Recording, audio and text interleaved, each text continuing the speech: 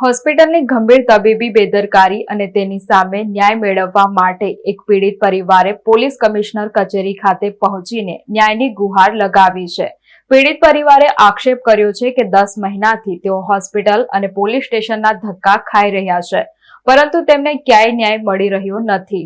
જો આ મામલે સત્વરે યોગ્ય કાર્યવાહી કરી ન્યાય આપવામાં નહીં આવે તો તેમણે કમિશનર કચેરી બહાર આત્મવિલોપન કરવાની આકરી ચેતવણી આપી છે। પીડિત હિતેન્દ્રસિંહ વાઘેલા ઉર્ફે હિતેશ વાઘેલાએ માધ્યમો સાથે વાતચીત કરતા જણાવ્યું હતું કે તેમની બહેનને 10 મહિના અગાઉ પેટમાં અસહ્ય દુખાવો ઉપડ્યો હતો। સોનોગ્રાફી કરાવતા પેટમાં ગાંઠ હોવાનું બહાર આવ્યું હતું, જેથી તેમણે હર્ષલ હોસ્પિટલ ખાતે બહેનનું ઓપરેશન કરાવ્યું હતું, પરંતુ ઓપરેશન દરમિયાન હોસ્પિટલના ડોક્ટરો દ્વારા ગંભીર લાપરવાહી દાખવવામાં આવી હતી। પીડિત પરિવારનો આક્ષેપ છે કે શસ્ત્રક્રિયા વખતે અંદર રક્તવાહિનીઓ નસ કપાઈ ગઈ હતી અને ડોક્ટરો દર્દીના પેટમાં સ્પોન્જ કાપડ ભૂલી ગયા હતા। પરિણામે દર્દીની સ્થિતિ અત્યંત ગંભીર બની ગઈ હતી, જેને પીડિત પરિવારે મર્ડર હત્યા સમાન ગણાવ્યું છે। આ ઘટનાના તમામ મેડિકલ રિપોર્ટ્સ, ડોક્યુમેન્ટ્સ અને વિડીયો પુરાવા હોવા છતાં 10 મહિનાથી તેમને માત્ર આશ્વાસન જ મળી રહ્યું છે। પોલીસ કેસ અને રજૂઆતો કરવા છતાં કોઈ ઉકેલ ન આવતા આખરે પીડિત પરિવાર પોલીસ કમિશનરને રૂબરૂ મળીને કડક કાનૂની કાર્યવાહી કરવાની રજૂઆત કરવા પહોંચ્યો હતો।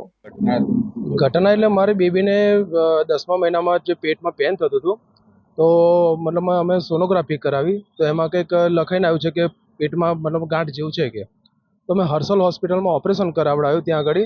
તો ત્યાં એને ઓપરેશન કર્યા બાદ એને નસ અંદરની કાપી નાખી કે ખબર નહીં, અંદર સ્પંચ એટલે કપડું ભૂલી ગયું છે। એને કહેવાનો મતલબ છે કે મર્ડર જ કર્યું છે એક જાતનું। અંદર આખો વિડીયો પણ છે મારી પાસે, અમે ડૉક્ટર પણ આપેલો છે। તો આખો મર્ડર જેવો જ કેસ છે આખો। જો જ્યાં સુધી મને આ 10 મહિનાથી હું રિપોર્ટ લઈને ફરું છું, પોલીસ સ્ટેશનમાં પણ ફરું છું, મને કોઈ જાતનો ન્યાય મળતો નથી। આ જો ન્યાય નહીં મળે તો હું આત્મવિલોપન કરવા તૈયાર છું। અત્યારે આત્મવિલોપન અમે કરી લઈશું જો નહીં ન્યાય મળે તો। 16 વર્ષની દીકરી ગુમાઈ છે, અમે જ જાણીએ છીએ, મા બાપ જ જાણીએ છીએ।